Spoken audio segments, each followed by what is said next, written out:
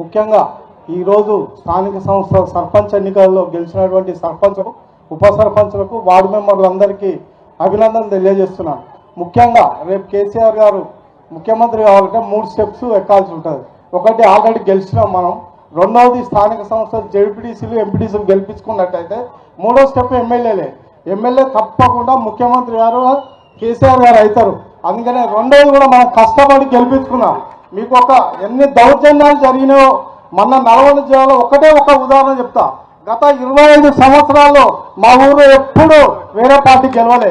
ఈసారి 200 మంది పోలీసులను సెక్యూరిటీగా పెట్టుకొని ఉద్యోగస్తులను, మహిళలను, రైతులను ప్రతి ఒక్కరిని బెదిరించి ఓట్లు వేయించుకొని ఫస్ట్ టైం మా ఊర్లో గెలవడం జరిగింది కాంగ్రెస్ పార్టీ.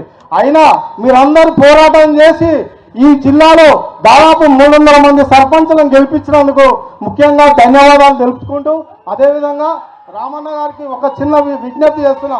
ఒక పత్తి మిల్లు యజమానిగా చెప్తున్నా, ఈ జిల్లా రాష్ట్రంలో పత్తి పంటలో మొదటి స్థానంలో ఉంది.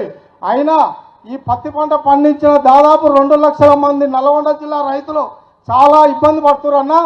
ముఖ్యంగా స్లాట్ సిస్టమ్ ద్వారా తెలవని చదువురాని రైతులు, చదువు వచ్చిన రైతులు ప్రతి ఒక్కరు ఇబ్బంది పడుతున్నా.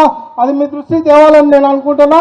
అదేవిధంగా ఎకరానికి 12 క్వింటాల ఉన్న పత్తిని 7 క్వింటాలకు చేసి సెంట్రల్ గవర్నమెంట్ ఇబ్బంది పెడుతుందన్నా.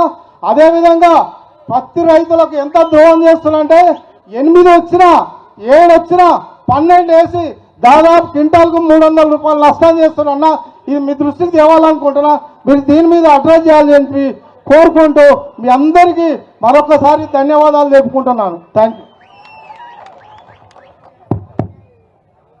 ఇప్పుడు మన నల్గొండ జిల్లా అభివృద్ధి ప్రధాన